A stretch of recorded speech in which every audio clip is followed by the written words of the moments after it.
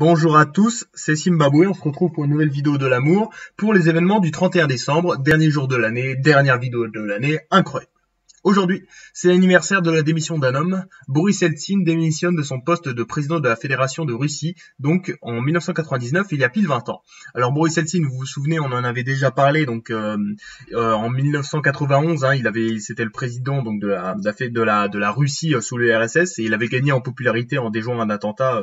Donc voilà, et du coup, juste après Gorbatchev, c'était lui donc le président de la Russie. Et en fait, sa présidence a été marquée donc par une vague de privatisation et surtout par une pas une bonne popularité, donc voilà, il y a une cote à 10%, donc pas du tout bien. Aussi, vraiment, il aimait bien boire, Eltsine, du coup, il a eu des problèmes de santé, et donc voilà, le 31 décembre, il décide de démissionner, et donc il laisse sa place à un certain Vladimir Poutine, donc un type pas très connu, parce que c'était un ancien type du KGB, puis qui est devenu président du gouvernement, voilà, pendant quelques mois, et donc comme ça, voilà, il devient président de la Russie, et du coup, Poutine, évidemment, vous savez, va être réélu, et réélu, et il est encore président aujourd'hui, au cas où vous ne le sauriez pas, même si de 2008 à 2012, c'était pas Poutine le président, il faut le savoir, mais donc voilà, c'est quand même plutôt intéressant, et donc coup dur pour Eltsine, qui a pas gardé une très bonne image au sein de son pays, coup dur pour lui, à retenir.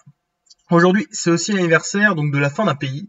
C'est la dissolution de la Tchécoslovaquie, donc le 31 décembre 1992. Vous savez, la Tchécoslovaquie, on avait déjà parlé. Il y a 2 jours, on parlait déjà d'Havel, Václav Havel, et du coup, donc la Tchécoslovaquie qui avait été créée, sur les restes de l'Empire austro-hongrois, donc qui contenait beaucoup de Tchèques et ensuite en plus quelques Slovaques, et il faut savoir que voilà, il y a eu de plus en plus de dissensions entre la République tchèque et la Slovaquie. Voilà, les Slovaques réclamaient plus de décentralisation alors que la République tchèque voulait un gouvernement fédéral plus fort, et du coup il y a eu plusieurs négociations qui ont été faites, et donc le Parlement slovaque a adopté la déclaration d'indépendance de la nation slovaque, donc le 17 juillet, puis après il y a eu plusieurs négociations, enfin, et du coup c'est le 25 novembre, la constitutionnelle établit le calendrier de la dissolution de la Tchécoslovaquie, et ça devient effective le 31 décembre 1992 à minuit, et donc voilà, c'est la fin de la Tchécoslovaquie, donc qui aura duré quand même pas mal de temps, presque 70 ans, et du coup voilà, on a deux petits pays, voilà, la République tchèque et la Slovaquie, ce qui donc ne fait que complexifier la carte de l'Europe, ça devient de plus en plus dur entre l'URSS, la Tchécoslovaquie et la Yougoslavie, ça fait plein de pays qui partent, et du coup c'est beaucoup plus dur d'apprendre les cartes. Merci les Slovaques, à retenir. Et aujourd'hui, c'est l'anniversaire donc de la création d'une célèbre compagnie très importante, la création de la Compagnie britannique des Indes orientales, donc qui est créée par décret le 31 décembre 1600 par une charte royale de la reine Élisabeth I.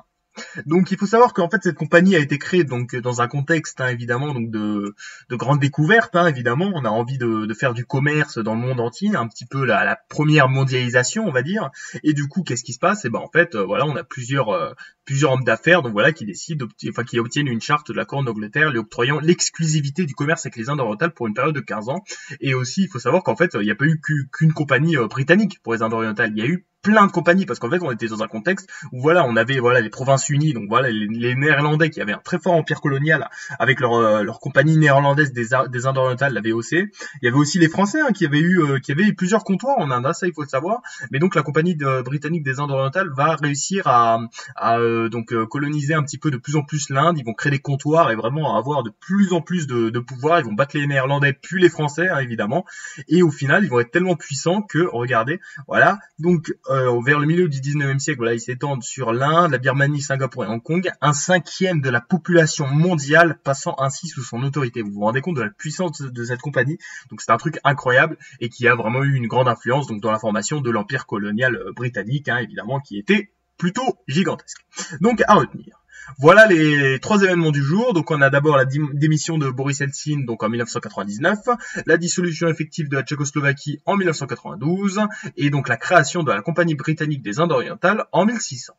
C'était Zimbabwe. Merci d'avoir regardé. Bonne année. Bisous.